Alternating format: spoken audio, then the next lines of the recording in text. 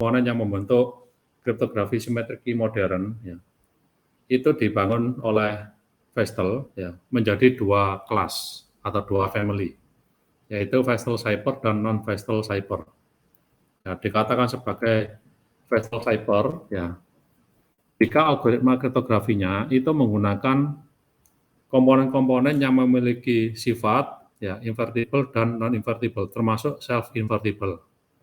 Sedangkan yang termasuk ke kategori non-Feistel cipher, ya, ketika komponen-komponen yang digunakan hanya, ya, yang memiliki sifat invertible saja.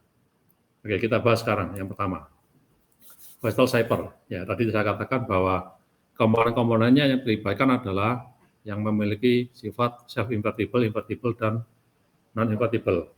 Kita tahu bahwa mulai dari P-box, S-box, XOR, ya, kemudian circular shift, ya, kemudian swap, split and combine, diffusion, confusion, dan round, ya, itu semuanya, ya, masuk ke kategori self-invertible, invertible, dan non-invertible. Artinya, Feistel cipher menggunakan semuanya, ya, 9 komponen ini, termasuk P-box yang straight P-box, ya, kemudian compression P-box maupun expansion P-box.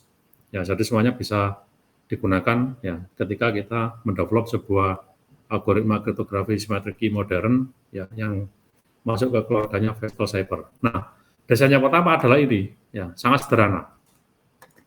Ya, hanya membutuhkan XOR, ya, membutuhkan XOR dan membutuhkan fungsi F. Fungsi F ini fungsi Feistel.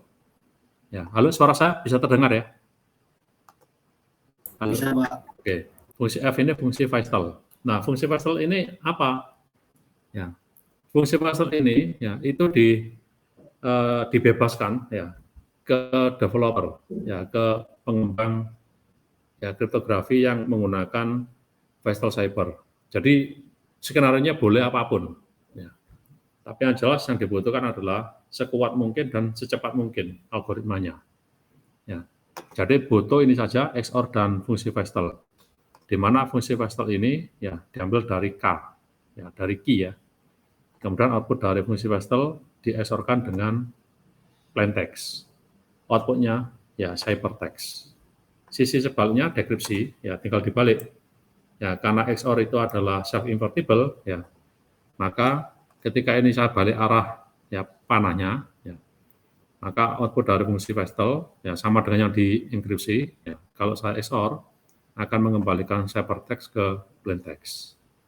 Ya, jadi di sini peran dari diffusion menyembunyikan hubungan antara ciphertext dan plain text. Ya, bisa terima, ya. Contohnya ini contohnya.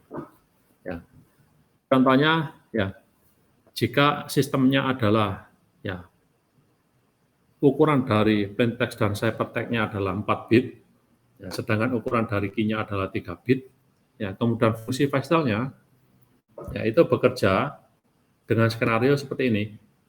Ya, bit pertama dan bit ketiga dari key, ya, itu digabungkan menjadi 2 bit komposisinya. Ya, jadi bit pertama dan bit ketiga dari key, ya, ini digabung menjadi komposisi 2 bit. Ya. Komposisinya ini, ya, kemungkinannya adalah 00, 01, 10 atau 11. Kemudian komposisi 2 bit ini kita rubah menjadi bilangan desimal. Kalau 00, 01, 10, dan 11 kita rubah ke desimal menjadi 0, 1, 2, dan 3. Setelah berubah menjadi bilangan desimal, kita kuadratkan, square. Ya, itu berarti dipangkatkan 2 atau dikuadratkan. Kalau dikuadratkan, maka 0 menjadi 0, 1 kuadrat menjadi 1, 2 kuadrat menjadi 4, 3 kuadrat menjadi 9. 0, 1, 4, dan 9, kita kembalikan lagi menjadi bilangan biner. Nah, karena sampai 9 angkanya, ya, maka komposisinya adalah 4 bit biner. 0, 0, 0, 0 sampai dengan 1, 1, 1, 1. Ya, atau desimalnya 0 sampai dengan 15. Nah, 0, 1, 4, dan 9 ada di antara 0 sampai dengan 15. Oke, bisa diterima, ya?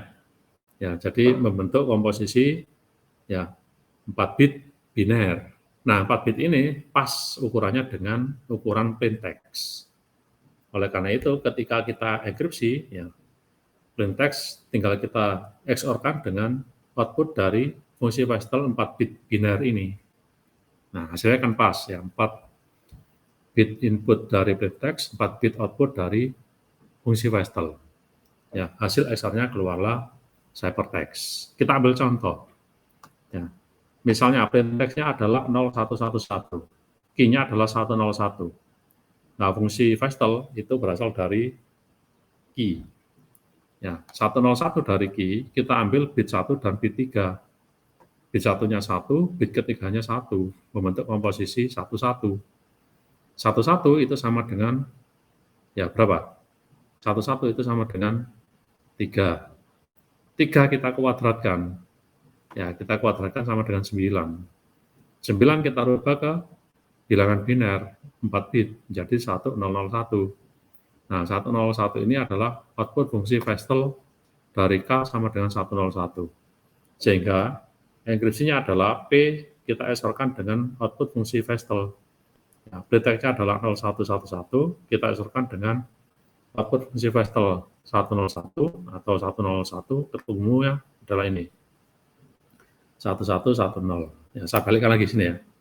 Jadi kalau ini adalah 0111, yang ini adalah 101, outputnya adalah 101, kita XOR-kan dengan 0111, outputnya adalah ini, 1110. Kemudian deskripsinya tinggal kita balik. Ya, ciphertext 1110 kita XOR dengan output fungsi Vestel 1001. Ketemu lagi menjadi plaintext 0111. Dari sini apakah ada pertanyaan? Ya, saya kira gampang ya. Oke, saya teruskan. Nah, desain yang pertama ini terlalu sederhana. Ya, mudah untuk dihack. Ya, ini sangat sederhana. Ya. Karena kalau fungsi Vestel ini sudah dihack oleh orang, ya gampang. Ya. Tinggal di-XOR-kan dengan plaintext keluar ciphertext, atau ya tinggal di-XOR-kan dengan ciphertext keluarnya plaintext kembali. Ini terlalu sederhana. Sehingga oleh Vestel ya, dimodifikasi lagi menjadi desain yang kedua. Nah, desain yang kedua ini. Ya. Desain yang kedua ini ada tambahan pembagian plaintext menjadi 2 atau di swap sama rata. Ya, bagian kiri dan bagian kanan. Bagian kiri di-XOR dengan fungsi Vestel outputnya, tetapi fungsi Vestel sekarang tidak lagi dipengaruhi oleh key saja, tetapi juga dipengaruhi oleh separuh bagian kanan ya dari plaintext. Ya, jadi R1 dan K kita masukkan ke fungsi Vestel, outputnya kita baru XOR-kan dengan separuh bagian kiri dari plaintext, ya, sehingga menghasilkan separuh bagian kiri dari ciphertext dan separuh bagian kanan langsung diambil dari separuh bagian kanan plaintext. Jadi yang mengalami perubahan hanya separuh bagian kiri saja di sini. Ya. Kemudian secara prosesnya yang kembali atau dibalik atau dekripsi, ya tinggal dibalik saja. Separuh bagian kiri dari ciphertext kita XOR dengan output fungsi Vestel ya dari separuh bagian kanan ciphertext dan key. Hasilnya akan kembali lagi ke plaintext. Ini pun ya tidak aman. Ya mudah untuk dihack oleh orang lain. Oleh karena itu Vestel memodifikasi menjadi desain yang ketiga. Nah, ini desain ketiganya. Melibatkan swap dan round atau iterasi atau loop. Ya, jadi ini adalah desain yang kedua. Ya, separuh bagian kiri XOR dengan output fungsi Vestel yang dipengaruhi oleh separuh bagian kanan dan key. Kemudian hasilnya ditukar, di swap. Separuh bagian kiri menjadi kanan, separuh bagian kanan menjadi kiri. Kemudian diulang 2 kali. Ya, ini diulang 2 kali, sama dengan yang di sini, persis sama. Ya, diulang 2 kali. Ya, kemudian hasil akhir ya dari perulangan 2 kali adalah ciphertext. Nah, desain yang ketiga inilah yang digunakan hingga saat ini sebagai referensi dari algoritma kriptografi simetrik key modern yang menjadi dasar dari algoritma-algoritma yang saat ini kita gunakan. Contohnya adalah DES, ya Data Encryption Standard, yaitu mengadaptasi dari desain dari algoritma Vestel Cipher yang ketiga ini. Ya, jadi gampang ya. Jadi ini desain kedua, ya ditambah dengan swap, tukar kiri dan kanan, kemudian diulang 2 kali, ya diulang sekali lagi, ya. Kemudian tukar kiri dan kanan, ya, hasil akhirnya yang ini. Kemudian sisi dekripsi tinggal dibalik, ya. Ini sebelum ditukar atau sebelum di XOR dengan fungsi Vestel, ya, ditukar dulu kiri kanan, ya. Kemudian masukkan ke fungsi Vestel, di XOR, kemudian diulang 2 kali. Dan hasil akhirnya kembali lagi ke plain text. Sampai saat ini, apakah ada yang ditanyakan sejauh ini? Sampai bagian ini apakah ada yang ditanyakan? Oke, bisa diterima? Bisa, Pak. Bisa ya. Nah, ini adalah akhir dari desain dari fungsi Vestel. Tadi ada 3 ya. Desain yang sangat sederhana, ya, rentan terhadap hacking, ya, diperbagi oleh desain kedua, itu pun masih berpotensi rentan terhadap hacking. Desain yang ketiga yang ini, ada tambahan round dan swap. Sedangkan yang non-Vestel cyber itu hanya melibatkan komponen yang invertible saja. Jadi P-box itu hanya yang straight P-box saja. P-box itu yang hanya memiliki ukuran yang sama, 3 kali 3, 16 kali 16, 64 kali 64, dan seterusnya. Kemudian circular shift, ya, swap, ya, ini yang invertible.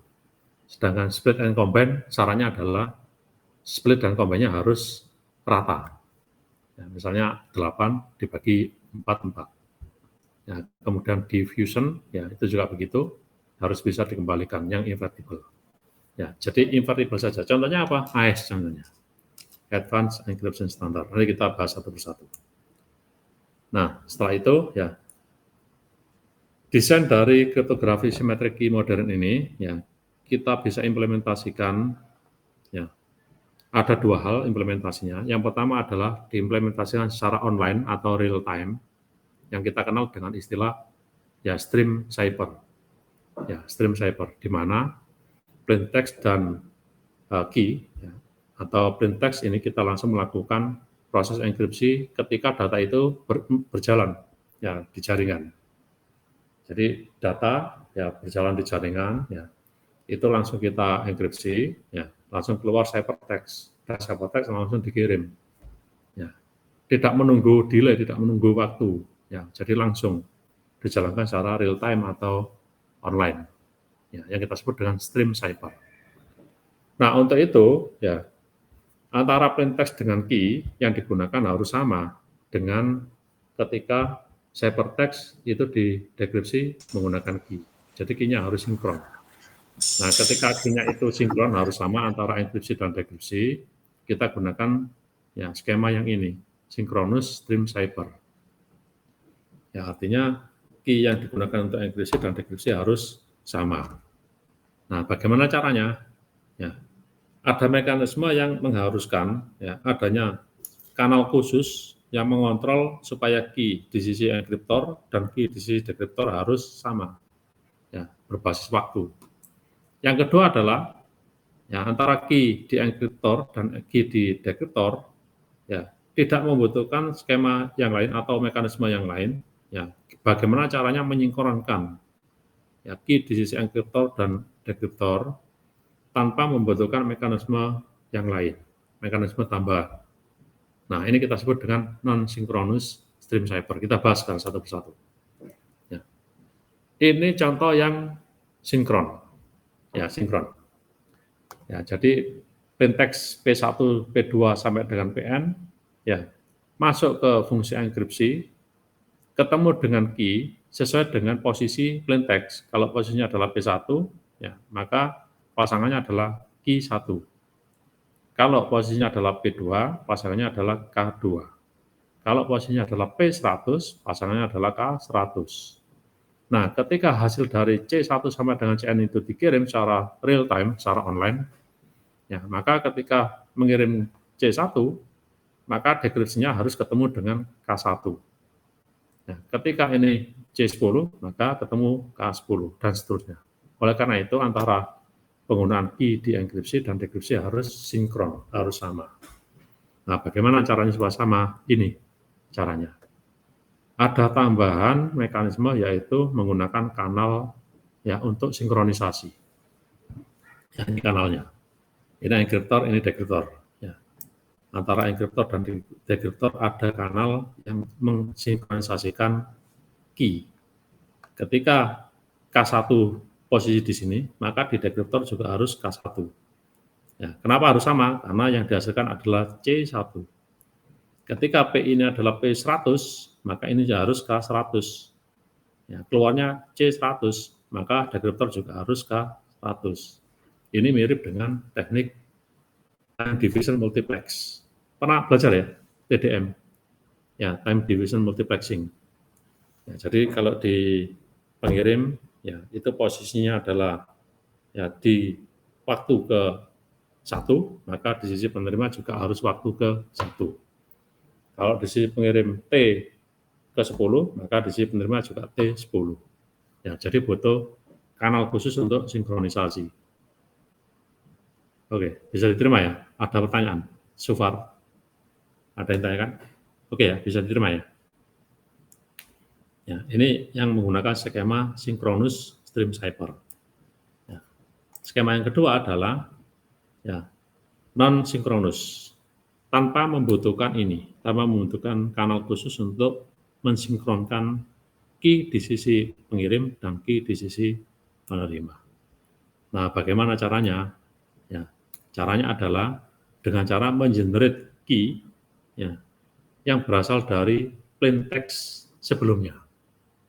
Ya, misal, key 1 ya, itu yang harus di-share ke lawan komunikasinya harus sama.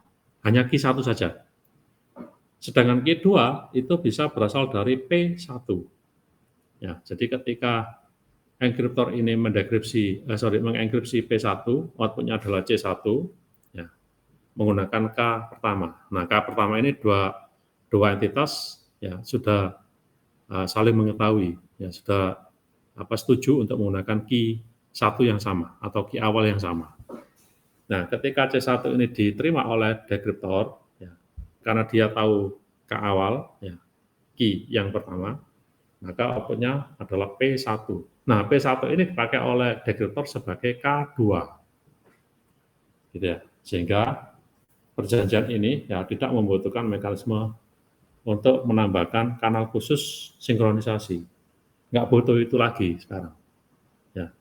Bisa diterima ya? Halo, suara saya masih bisa terdengar? Halo? Masih, Pak. Oke, ada yang tanyakan? Nggak ada ya? Siap, belum ada, Pak. Ya, untuk itu ya ini adalah kesimpulannya untuk 9 komponen dan fungsi Vestel. Ya. Maka untuk sebuah skema enkripsi yang diadaptasi atau yang dibangun dari fungsi Vestel, dikatakan algoritmanya adalah algoritma yang baik. Ya. Yang pertama adalah caranya adalah mudah untuk dienkripsi. Jadi algoritmanya harus sederhana, ya, mudah untuk dienkripsi, ya, dan mudah untuk didekripsi. Gitu ya. Tetapi ya, mudah enkripsi dan mudah didekripsi itu belum tentu aman. Kalau terlalu mudah, terlalu gampang, nggak aman. Ya. Terlalu mudah untuk dihack oleh orang lain. Nah, untuk itu, ya, selain mudah untuk dienkripsi, mudah untuk didekripsi, harus aman. Ya, gimana caranya? Manfaatkan komponen ini. Ya, komponen ke-7 dan 8. Diffusion dan confusion harus dikombinasi bersamaan untuk menghasilkan level keamanan tinggi ya, dengan struktur algoritma yang sederhana sehingga mudah untuk dienkripsi dan mudah untuk dekripsi. Nah, meskipun aman, ya, ada tambahan RON misalnya, ya, tetap harus dijaga kecepatan proses. Ya, algoritma enkripsi dan dekripsi dikatakan aman, ya, kemudian mudah untuk dienkripsi dan didekripsi, tetapi juga harus cepat ya, mekanismenya. Ya, jadi kecepatan dekripsi dan enkripsinya harus tinggi, ya harus cepat. Ya, yang kelima, yang terakhir adalah ya, tidak membutuhkan bandwidth ya, saluran komunikasi atau jaringan yang besar. Ya, tidak membutuhkan bandwidth yang besar. Jadi 5 syarat ini ya digunakan sebagai syarat ya yang dikatakan bahwa skema algoritma enkripsi ini baik atau tidak, ya harus memenuhi 5 syarat ini. itu akhir dari materi dari 9 komponen yang membentuk ya kriptografi simetrik key modern. Ya, kalau tidak ada yang ditanyakan, saya lanjut dengan algoritma DES. Ada yang tanyakan sebelum saya lanjut ke materi berikutnya? Oke. Oke ya. Halo? Siapa? Oke, saya lanjut. Ya. Saya lanjut berikutnya. Sebentar. Tunggu bentar ya. Halo, Assalamualaikum ya Bu.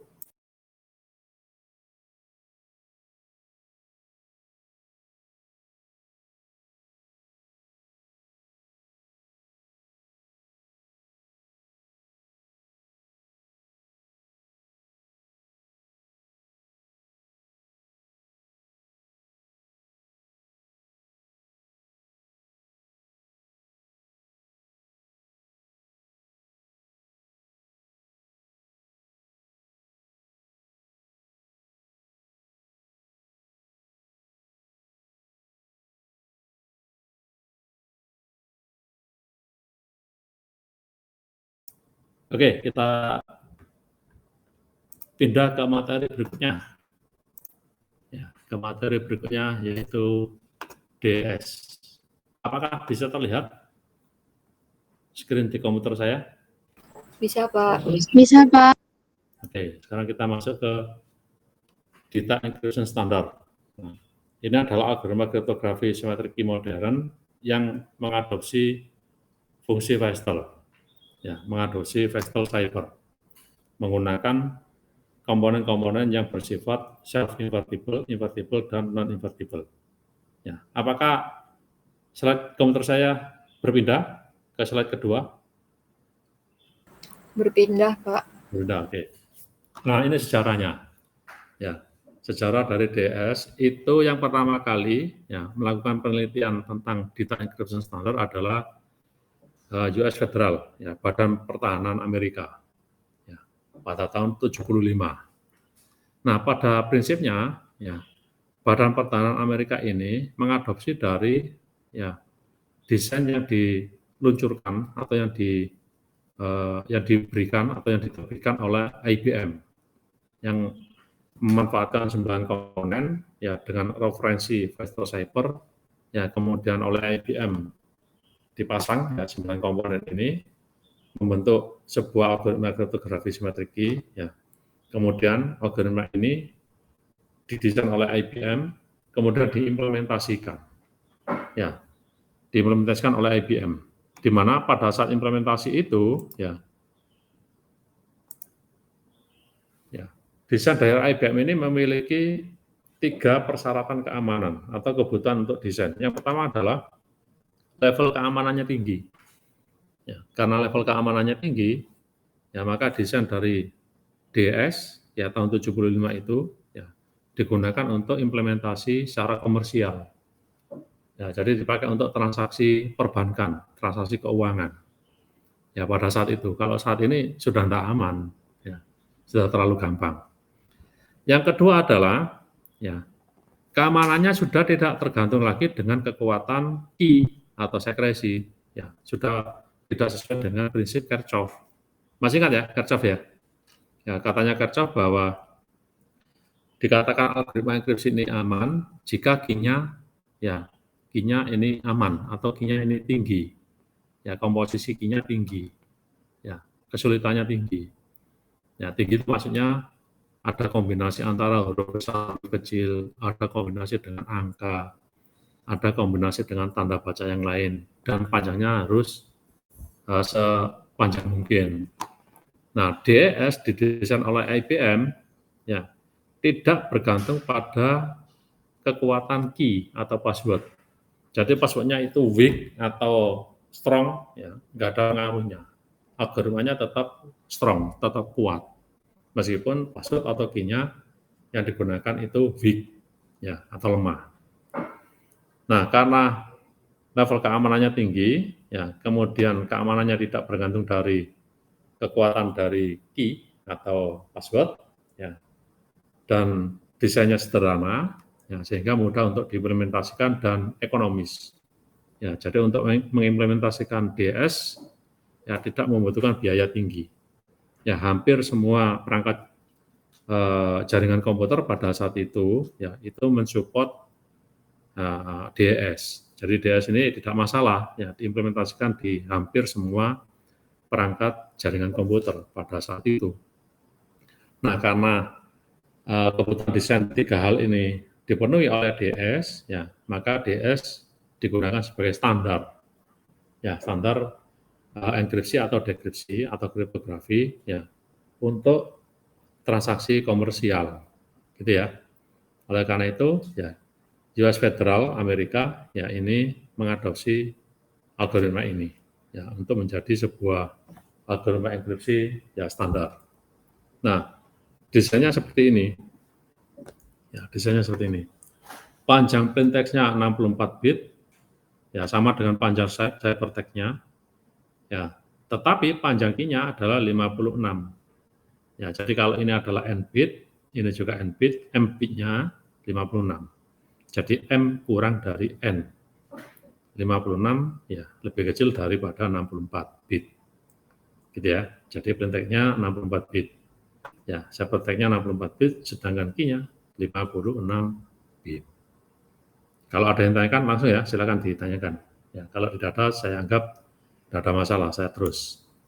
Nah, ini adalah struktur DES. Ya, strukturnya ini. Hanya ada 1, 2, 3, 4 blok yang berbeda. Ya, 4 blok yang berbeda. Blok yang pertama namanya initial permutation, ya, permutasi awal, ya, yang dihubungkan langsung dengan input plain text 64 bit. Blok yang kedua adalah round, jumlah round-nya sebanyak 16. Ya, round pertama diulang, ya, sampai 16 kali. Jadi round 1 sampai 16 ini prinsipnya sama, mekanismenya sama, ya. Jadi sebuah mekanisme diulang sebanyak 16 kali. Nah, masing-masing round, ya, ini memiliki hubungan dengan masing-masing key di masing-masing round, yaitu key 1 sampai dengan key 16. Ya, blok yang ketiga adalah final permutation, ya, permutasi akhir. Ya, setelah masuk round 16, dipindah posisinya, ya, hasil perpindahan posisi adalah ciphertext 64 bit. Gitu ya. Blok yang keempat adalah round key generator, pembangkit key. Ya, pembangkit key yang berasal dari 56 bit yang ini tadi, ya 56 bit key yang ini. Ya, tolong nanti saya diinformasi kalau slide-nya tidak berubah. Ya, ini mudah-mudahan ada sesuai dengan perubahan. Ya, key-nya 56, yang ini ya. Key-nya panjangnya 56. Saya masukkan ke round key generator. Oleh round key generator, ya, dikeluarkan menjadi 16 key. Ya, key 1 sampai dengan key 16. Di mana masing-masing panjangnya adalah 48 bit. Ya, jadi di sini 64 bit, di sini 48 bit. Pasti ada sesuatu ya di dalam round 1 sampai 16. Ya, sehingga bisa mengakomodasi ya 64 bit dengan 48 bit. Oke, bisa diterima? Halo? Ada yang ditanyakan sejauh ini? Belum ada, Pak. Oke, saya teruskan. Nah, sekarang kita bahas satu persatu. Kita mulai dulu dari initial permutation dan final permutation. Yang ini sama ini ya. Kita mulai dulu dari ini sama ini. Initial permutation ya itu adalah itu adalah permutasi yang memiliki panjang antara input dan output sama atau straight permutation box atau straight P box. Ukurannya 64 kali 64. Ini contoh yang ini, yang atas ini initial permutation. Nah, kalau 64 kali 64, maka kemungkinannya adalah 64 faktorial. Diambil salah satu dari 64 faktorial itu, ini contohnya yang diambil salah satu. Ya, 1 dipindah ke 40, 2 dipindah ke 8, dan seterusnya. 58 dipindah ke 1, 64 dipindah ke 25. Ya, jadi tidak dihitung semua ya, ini biar tidak terlalu rumit, ya, ditulis wakilnya. 1 ke 40, 2 ke 8, dan seterusnya. 58 ke 1, dan seterusnya. 64 ke 25. Setelah itu, ya, masuk ke 16 round. Round 1, round 2, sampai dengan round 16. Setelah di round yang terakhir, round 16, ya, masuk ke final permutation. Nah, final permutation ini memiliki perubahan atau perpindahan posisi yang kebalikan dengan initial permutation. Coba perhatikan. Ini adalah final permutation. Ya. Jika posisi 1 dipindah ke 58, 8 ke 2, dan seterusnya, 25 ke 58, dan seterusnya, 40 ke 1, dan seterusnya, 58, ya, kemudian dan seterusnya, 64. Kalau kita cek dengan initial permutation, 1 ke 58. Ya. Di initial permutation, ya, 58 ke 1. Ya, kemudian 8 ke 2 di final permutation, ini 2 ke 8 di initial permutation. 25 ke 64 di final permutation, di initial permutation 64 ke 25. Ya, 40 ke 1 di final, ya, di initial 1 ke 40. Maka initial permutation dan final permutation adalah inverse, kebalikan satu dengan yang lain. Ya, gitu ya. Jadi apakah posisinya selalu ini? Enggak, ini contoh. Ya, 64 faktorial kemungkinan diambil secara acak. Ya, silakan diasumsikan ini adalah hasil pengambilan secara acak tadi. Ya, ketemulah ini. Nah, ini dipakai sebagai initial permutation. Ya, gitu ya. Sedangkan kebalikannya adalah final permutation. Oke, jika ada yang tanyakan silakan. Tidak ada? Siapa? Belum ada, Pak. Belum ada. Contohnya ini. Nah, ini contohnya. Sebelah kiri ini adalah tabel initial permutation, ya. Sebelah kanan final permutation. Cara bacanya sama dengan yang kemarin yang kita pelajari. Bit ke-58 dari input menjadi bit 1 output. Nah, ini ya yang kiri ya. Bit ke-50 dari input menjadi bit 2 output. Bit 42 dari input menjadi bit 3 output, dan seterusnya. Ya, sampai dengan bit ke-7 dari input menjadi bit 64 output. Yang sini juga begitu, yang final permutation, bit 40 input menjadi bit 1 output, bit 8 input menjadi bit 2 output, bit 48 input menjadi bit 3 output, dan seterusnya. Bit 25 input menjadi bit 64 output. Ya, coba kita buktikan. Apakah betul initial permutation dan final permutation ini inverse, kebalikannya? Coba kita perhatikan yang ini. Bit ke-58 input menjadi bit 1 output. Maka di final permutation, ya, bit 1 input akan menduduki bit ke-58 output. Ini. Ya, 58 ini. Ya, gitu ya. Sorry. 1, kita cari 1, angka 1. Keliru, bentar. Kita cari angka 1. Ya, 01. Ini 01. Ini ada di posisi 58. Kalau nggak percaya ini ya. 64, 63, 62, 61, 50, bentar. 64, 63, ya, 62, 61, 60, 59, 58. Ya, 50 yang ini. Kita cari angka 2. Angka 2 ada di posisi bit 50 ini.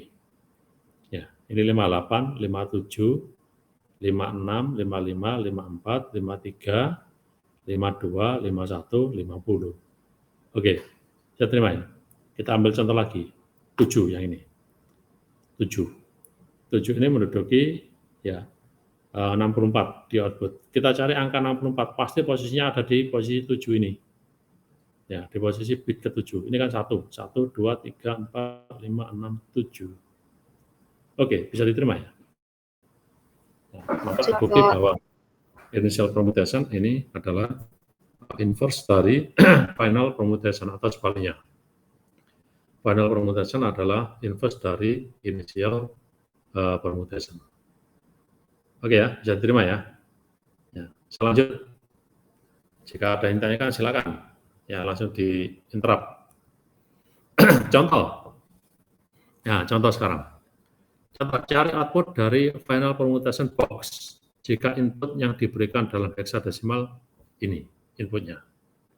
Ya, ya kita hitung ya input ini, kita masukkan ke tabel final permutation, tabel yang ini.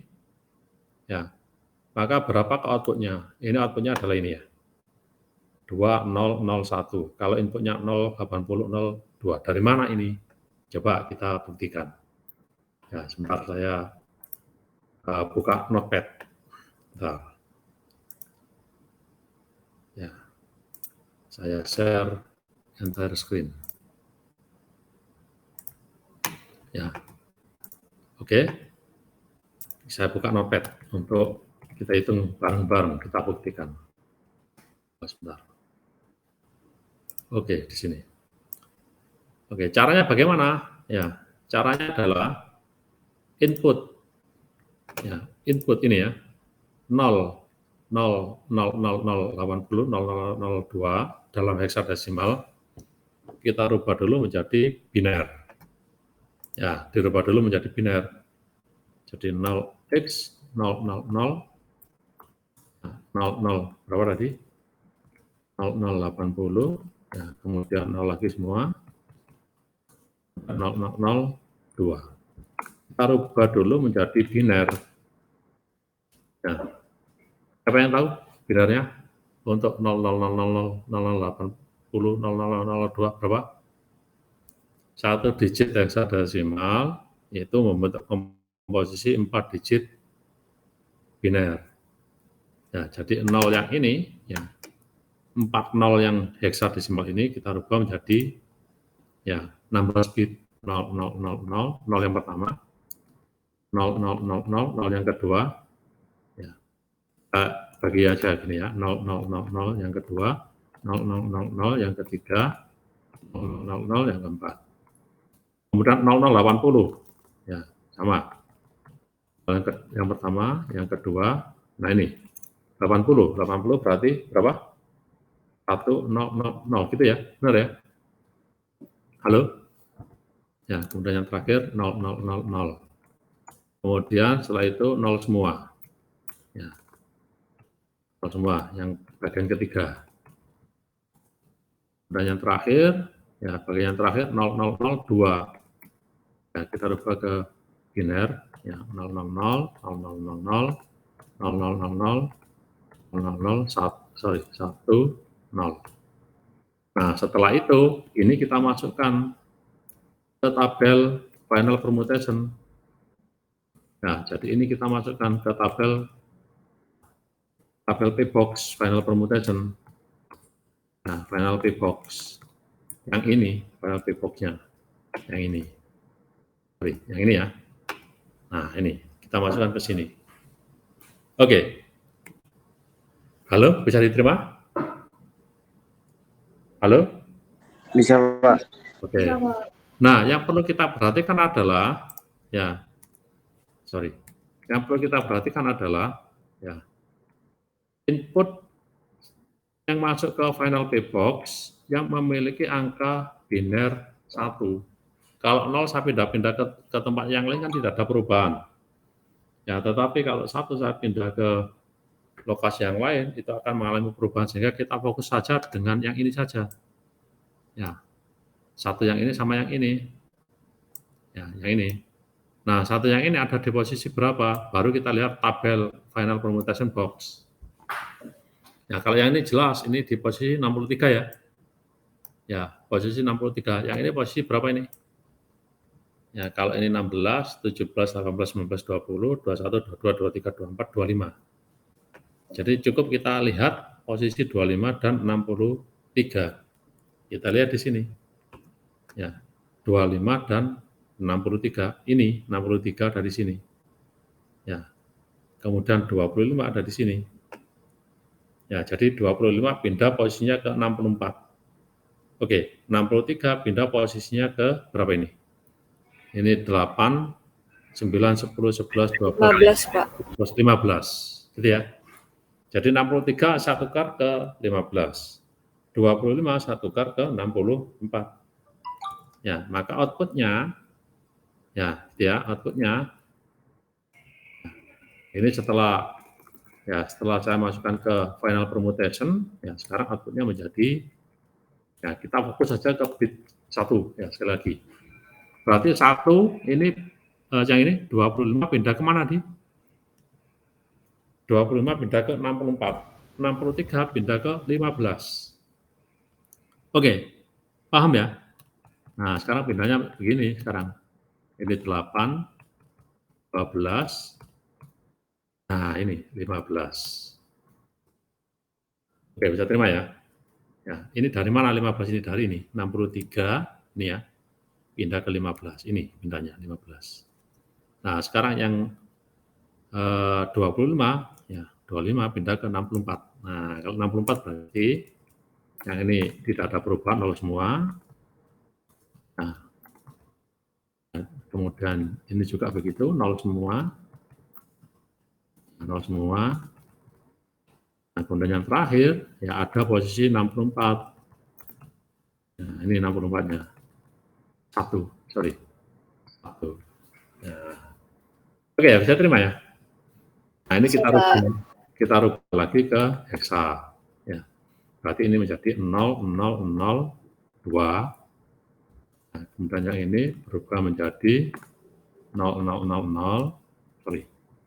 Kemudian yang ini berubah menjadi 0, 0, 0, 0.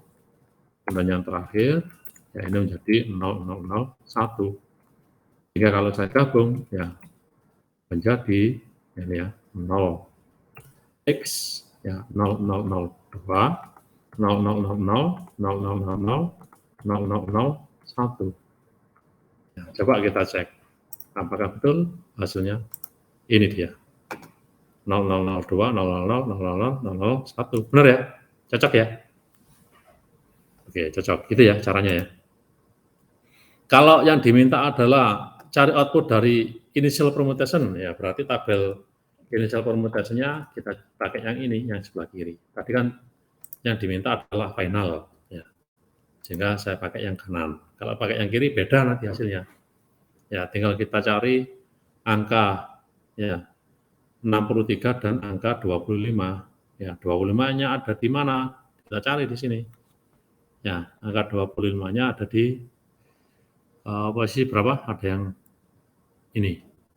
Nah, tinggal kita cari ini ada di posisi berapa. 63 ada di posisi berapa? Tinggal itu yang kita ganti posisinya. 63 ya di sini. Gitu ya. Tadi yang ditanyakan adalah final permutation. Kita pakai yang ini, yang sebelah kanan. Oke? Bisa diterima? Bisa, Pak. Nah, oke, saya teruskan. Nah, ini sudah ya. Permutation, initial permutation sudah, final permutation sudah. Sekarang kita pindah ke komponen yang kedua, yaitu RAM. Ya, blok yang kedua yaitu RAM. Nah, bagaimana RAM itu didesain oleh IBM ya atau US Federal Amerika? Ini desainnya. Nah, RAM masih ingat yang tadi. Ini adalah desain Vestal Cyber, desain yang kedua. Ya, di mana ya plain text dibagi dua, L1 dan R1, bagian kiri, bagian kanan. Karena outputnya, karena panjangnya adalah 64 bit, dibagi 32 bit kiri, 32 bit kanan. Kemudian 32 bit kanan masuk ke fungsi Vestal. Ya, bersama-sama dengan key di RON. Ya, RON itu. Output dari fungsi Vestal kita esorkan dengan separuh bagian kiri dari plain text. Hasilnya setelah itu kita tukar. Kiri jadi kanan, kanan jadi kiri. Ya, itu ya. Nah, ini sudah jelas. Yang ini swap, pembagian dua. Yang ini ESOR jelas. Yang ini swap, dibagi, ditukar. Yang belum jelas adalah ini, fungsi Vestal. Di dalamnya ada apa. Ya. Nah, sebelum kita bahas itu, ya, coba Anda perhatikan. Kalau kita berada di RON ke 10 misalnya, RON ke 10. Ya. Kita berada di RON ke 10. Ya. Maka ini adalah RON ke 10. Ya. Di mana key-nya adalah key 10. Ya, K10. Oke, bisa terima ya? maka ini adalah ya plain text yang masuk RON ke-10, yaitu berasal dari output RON 9. Ya, output dari RON 9. Gitu ya. Kemudian ini adalah output RON 10. Bisa diterima? Halo? Ya. Bisa. Ya. Misalnya begini. Ya. Ini saya push dari saya. Ya. Misal, ya, kita berada di RON ke-10. Ya, RON 10. Ya, kalau kita mengacu ke sini, ke algoritma ini, ya RON 10, ya, berarti K-nya adalah K10, nah, gitu kan? Ya, berarti K-nya adalah K10. Ya, maka fungsi Vestel ini, ya, input parameternya adalah F R I-1, karena I-nya adalah 10, ya, I-1 berarti berasal dari RON ke-9, RON sebelumnya. R9 dengan K10. Oke, bisa terima ya? Ya. Kemudian ini kita XOR. Ya, ini kita XOR ini. Nah, kita XOR ini ya. Kita XOR dengan ya separuh bagian kiri dari mana? Dari RON 9. Ya, berarti L9. Setelah itu hasilnya adalah kita tukar. Nah, berarti hasil XOR antara L9 dan fungsi Vestel R9 dan K10 itu sama dengan ya, bagian sebelah kanan RON ke-10 atau sama dengan R10. Oke ya, sedangkan separuh bagian kiri yang ini langsung diambil dari separuh bagian kanan RON 9. Ya, dengan kata lain, ya L10 itu sama dengan R9. Bisa diterima? Halo? Oke ya. Contoh lagi, kalau RON-nya adalah RON ke-7, nah, maka R8 itu sama dengan, nah, gitu kan ya, L7, ya L7 XOR dengan output fungsi Vestel, nah dari R7, ya separuh bagian kanan dari RON 7, ya dengan keliru. Ya, kita ngomong RON 7, keliru. Ini berarti R7, keliru. Ini berarti L6 XOR dengan R6 dengan K7. Ya, sedangkan L7 berasal dari RON ke-6. Nah, begini. Halo? Bisa diterima? Ayo. Halo? Bisa, Pak. Oke. Bagaimana kalau RON-nya adalah RON ke-5? RON ke-5. Berapakah R5? L4, Pak. L4 XOR dengan output fungsi Vestel R4 dan K5. Kemudian L5 itu sama dengan L4.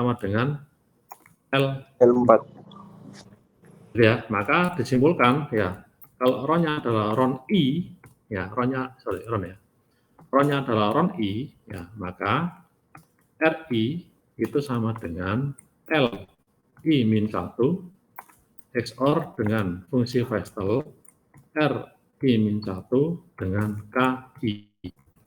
Nah, sedangkan LI itu sama dengan, ini tadi keliru ya, ini R ya, keliru ini. Sedangkan LI sama dengan RI-1. Oke. Ya, bagaimana kalau misalnya RON-nya adalah RON I-1?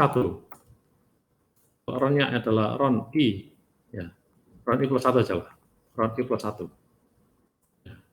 Kalau RON-nya adalah RON I plus 1, bagaimana? Maka RI plus 1 itu sama dengan LI XOR dengan ya output fungsi Vestel RI dengan KI plus 1. Ya, sedangkan LI plus 1 itu berasal dari RI. Sepakat?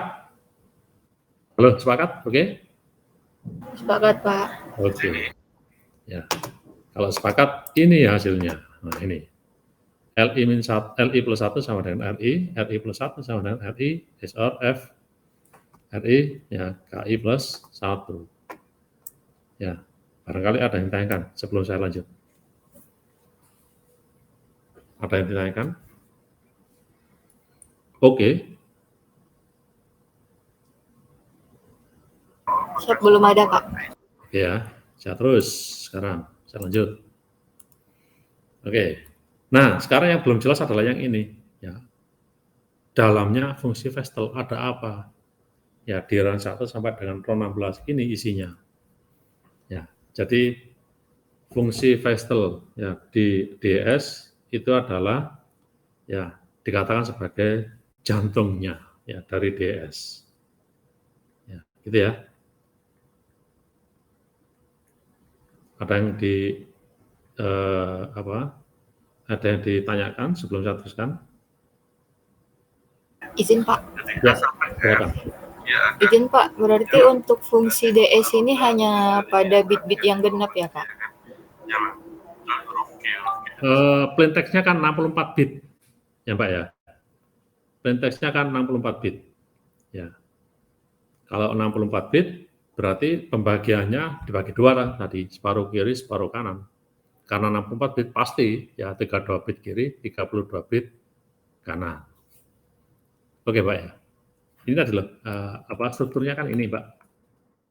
Nah, ya, strukturnya 64, 56, 64. Oke, saya terima ya. Karena 64, maka ini dibagi dua. 32 kiri, 32 kanan. Ya. Nah, kebetulan ini genap gitu ya. Karena strukturnya adalah 64. Nah, sekarang kita bahas yang ini. Ya. Fungsi Vestel ini. Inputnya adalah 32 bit separuh bagian kanan dan 48 bit key. Ya, di posisi RON itu. Ya, sehingga fungsi Vestelnya seperti ini. Ya, jadi dari separuh bagian kanan 32 bit yang ini kan, dan key ya di RON itu yaitu 48 bit. Nah, karena ini 32 bit yang masuk inputnya, ya, yang ini adalah 48, ya masuk ke komponen XOR, 48 dengan 32 kan nggak bisa, ya nggak sama panjangnya. Maka masuk dulu ke expansion P-box. Expansion dengan ukuran 32 kali 48. Ya, 32 bit input dirubah menjadi 48 output. Nah, sekarang sudah 48, sama-sama 48. Karena sama-sama 48, bisa di XOR.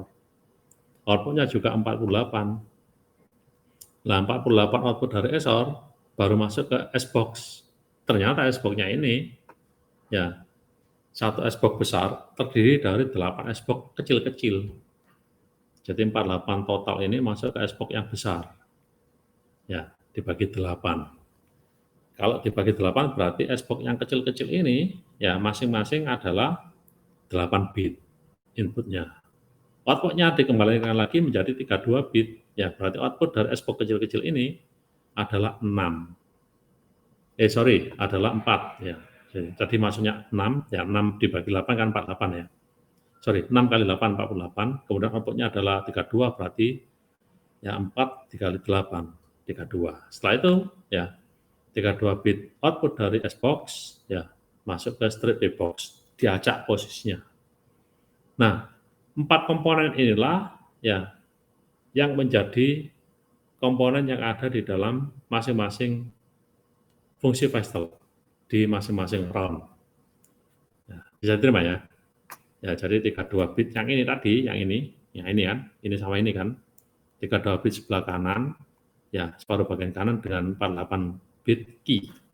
Ya, jadi yang ini adalah 32 bit separuh bagian kanan.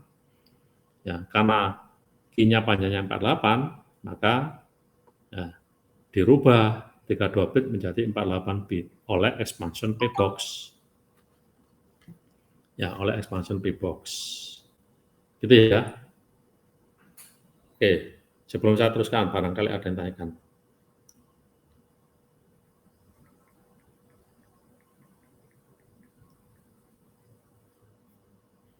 Halo, ada yang ditanyakan? Belum ada, Pak. Belum ada ya?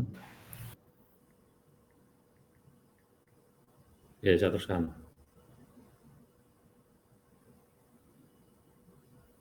Ya, saya teruskan ya.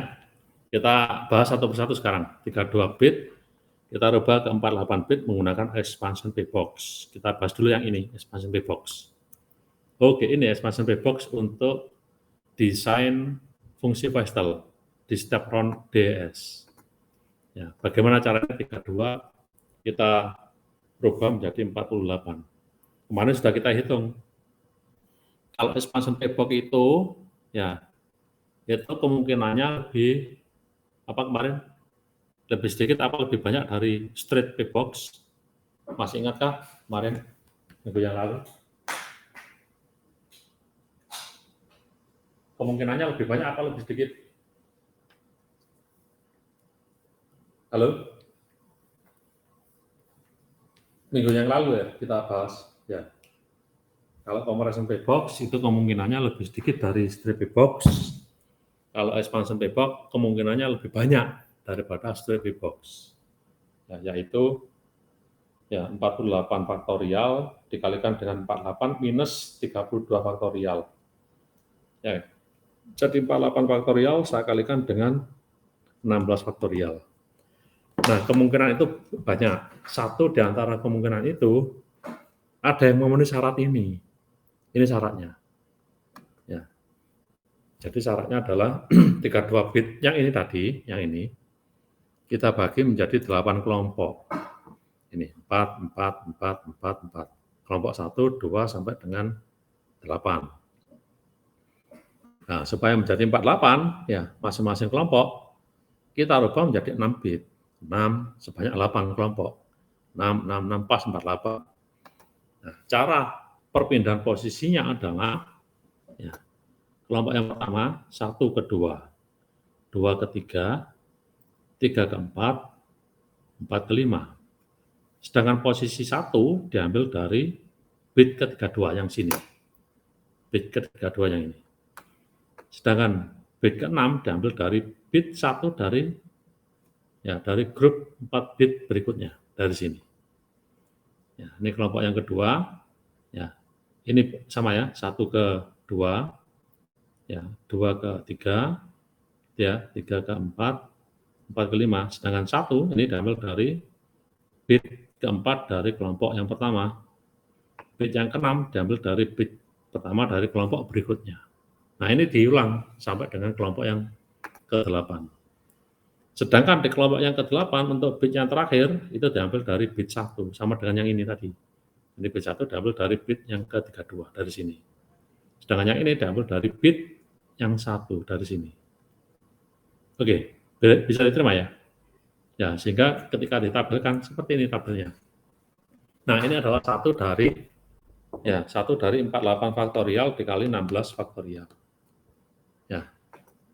Jadi ini 32, 1, 2, dan seterusnya sampai sini. Ini adalah tabel expansion P-box di masing-masing fungsi Vestel di setiap round. Oke. Berikutnya adalah XOR. Ya, yang ini tadi, XOR. XOR nggak ada masalah ya. 48 kita XOR dengan 48. Ya. Kalau dua input itu ada yang beda, hasilnya 1. Kalau dua input sama, hasilnya 0. Ya, setelah itu yang ini. Ya, yang ini S-box. Nah, S-box ada 8. Ya, S-box 1, 2, 3, sampai 8 itu sama isinya. Ya, mekanismenya sama. Ya, mekanismenya ini. Ya, seperti ini mekanismenya. Inputnya 48, ya, 48 bit dibagi 8 ada 6 berarti, ya 6, 6, 6, 6, 6. Outputnya 32 dibagi 8 berarti 4. Nah, gitu ya. Nah, sekarang cukup kita pelajari satu saja. Satu S-box. S-box yang lain sama. Nah, ini mekanismenya. Ya.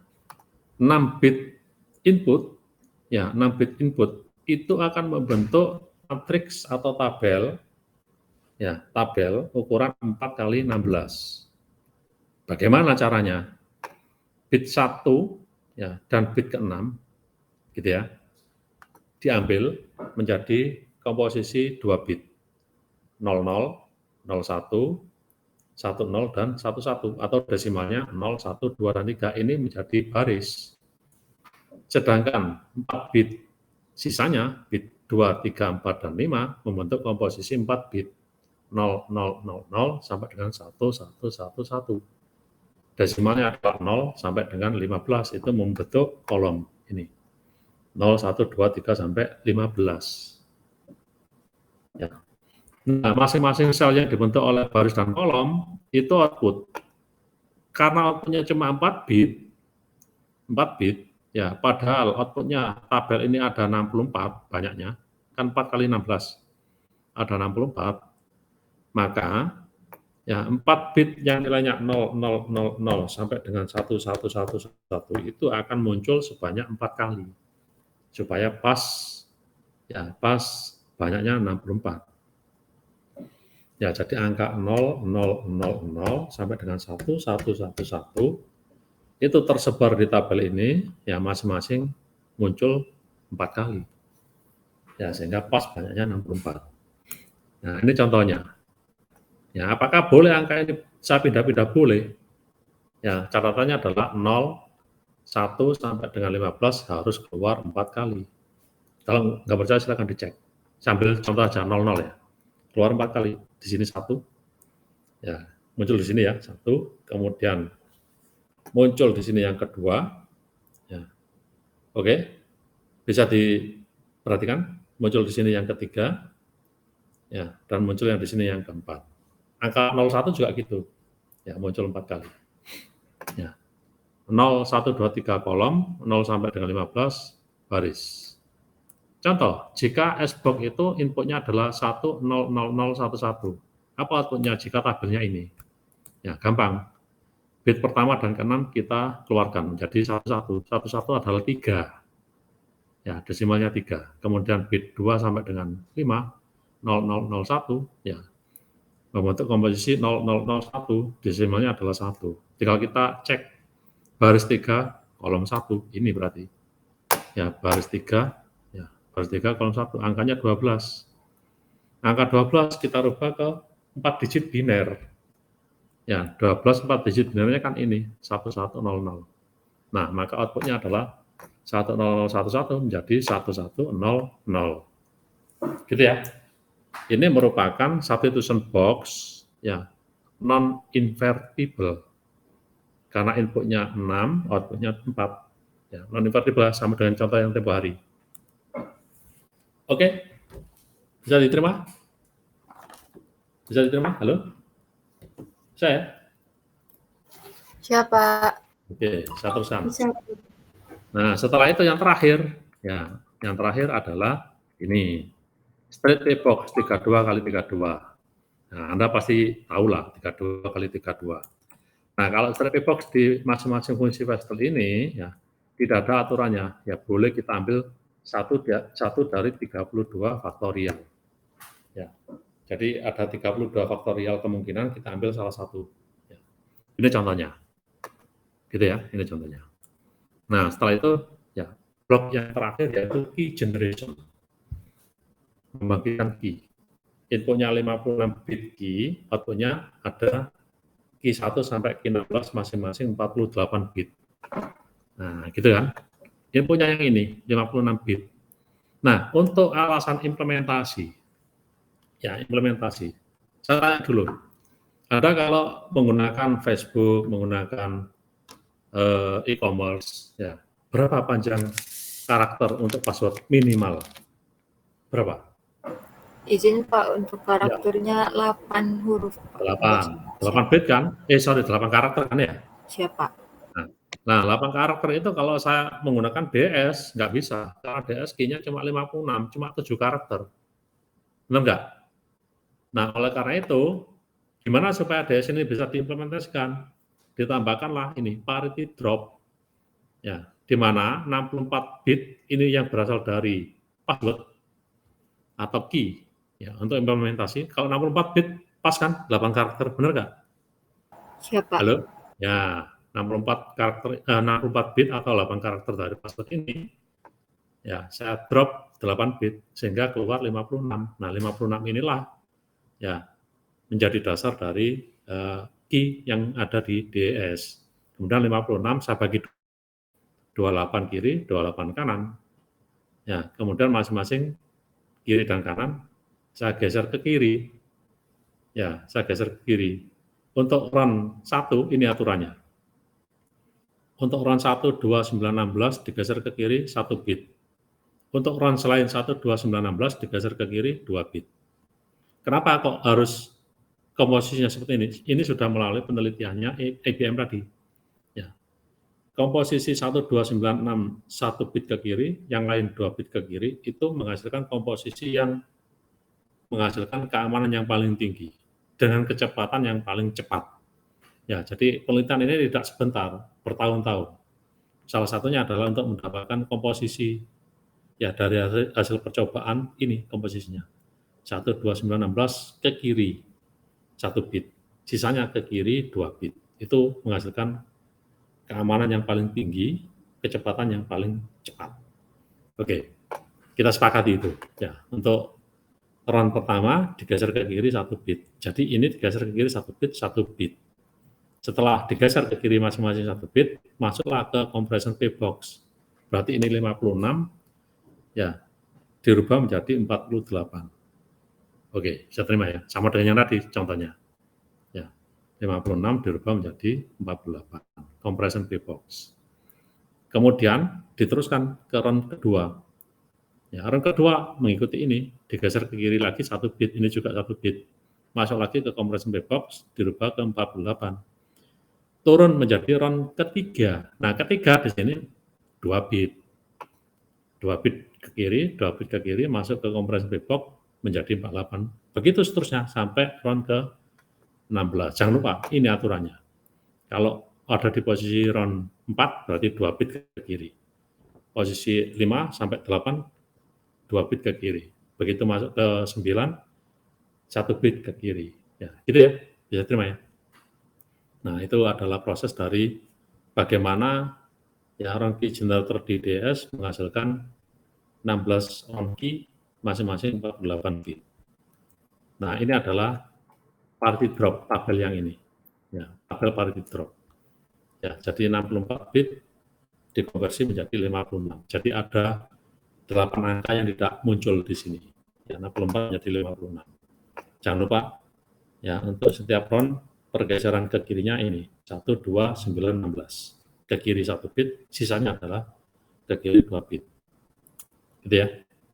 Ya, kemudian berikutnya ini adalah compression P-box 56 ke 48 yang ini ya, yang warna kuning yang ini.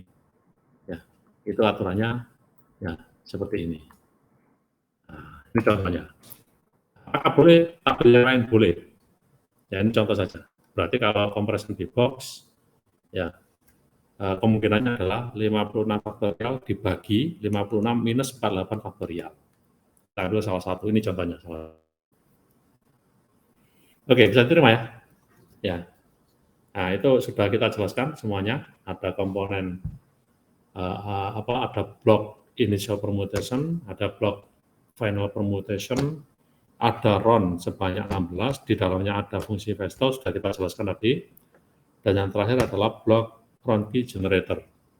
Ya, 56 bit key dirubah menjadi K1 sampai K16 masing-masing 48 bit. Supaya bisa diimplementasikan, ya passwordnya minimal 8 karakter, ya maka ya dari 8 karakter password dirubah menjadi 56 bit key, ya dengan cara ya dimasukkan ke parity drop, ya 64 menjadi 56. Setelah itu 56 masuk ke RON 1 sampai RON 16 dengan aturan RON 1, 2, 9, 16 digeser ke kiri 1 bit. Ya, selain itu digeser ke kiri 2 bit. Oke, saya kira cukup. Nanti kita lanjutkan lagi. Yang ini agak mendalam soalnya. Ya, saya tutup dulu sampai di sini, sampai penjelasan komponen ya, dari DS mulai initial permutation, final permutation, RON dan RON key generator. Ya, dari sini barangkali ada yang ditanyakan sebelum saya tutup perkuliahan kita sore hari ini. Apakah ada yang ditanyakan? Izin Pak, Ya, silakan. berarti maksud yang digeser ke kiri 1 bit itu digeser ke bilangan 1 bit ke belakang gitu ya Pak? Ke kiri, bukan ke belakang, ke kiri. Oh, siapa ke kirinya maksudnya Pak? Ini masnya nih ya, yang ini ya. Ini Siapa? ada di run 1 ya, digeser ke kiri 1 bit. Ini juga ke kiri 1 bit. Masuk ke run 2. Nah, aturannya 2 juga digeser ke kiri 1 bit. Ini juga ke kiri 1 bit. Masuk run 3. Nah, run 3 di sini kan, berarti other kan ya. Digeser ke kiri 2 bit, digeser ke kiri 2 bit. Begitu seterusnya sampai run 16. Oke, ada lagi yang mau ditanyakan? Silakan. Cukup? Gimana? Oke? Siapa? Cukup Pak. Oke ya, yang lain? Mas-mas yang lain, ada yang tanyakan? Ada ya, cukup ya. Ya, minggu depan kita lanjutkan lagi. Ya, kita lanjutkan lagi analisa dari properti yang dimiliki oleh DS. Karena ada mendalam, ya saya stop dulu sampai di sini. Ya, kita lanjut lagi minggu depan. Oke, bisa di. Oke, baik. Kalau tidak ada lagi yang mau ditanyakan, saya izin untuk tutup perkuliahan kita sore hari ini. Ya, santap ya. Assalamualaikum warahmatullahi wabarakatuh. Selamat sore.